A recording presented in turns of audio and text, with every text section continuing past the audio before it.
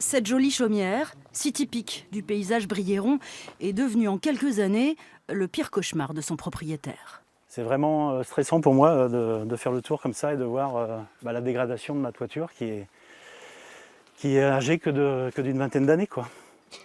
La toiture se délite, creusée par l'humidité, rongée par un champignon, le chaume part en poussière.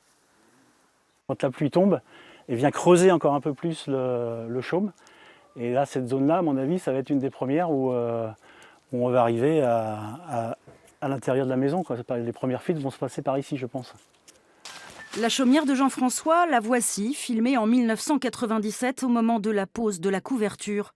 Le roseau provient de Camargue, il a poussé dans une eau salée.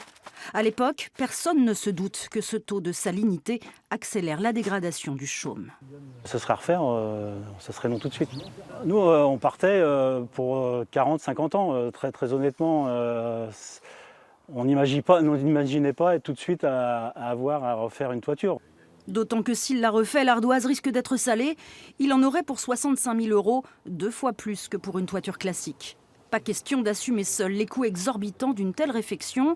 Comme lui, 250 propriétaires briérons réclament donc une aide à l'État. Les aides publiques se sont taries en 2010 et il y a insuffisamment de prise en compte du préjudice subi par les propriétaires.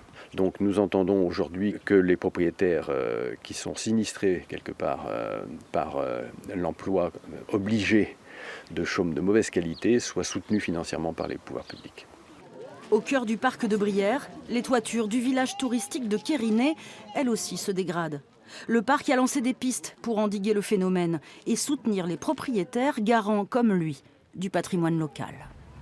Ce n'est pas le parc en tant que tel qui dégagera un budget, puisque nous, on n'a pas autorité, on n'est pas autorisé finalement à affecter notre budget à des biens privés. Mais par contre, on est engagé avec eux pour trouver à la fois les solutions immédiates, leur permettant sur un plan technique de passer, je dirais, à l'acte de travaux. Et puis on travaille aussi avec eux pour voir comment ils pourraient bénéficier de systèmes de financement, de prise en charge de cet aléa. Mais pour l'heure, aucune subvention directe n'est envisagée aux grandes dames des propriétaires. Certains redoutent de devoir bientôt bâcher leur toiture, faute d'argent pour les rénover, avec un roseau de meilleure qualité.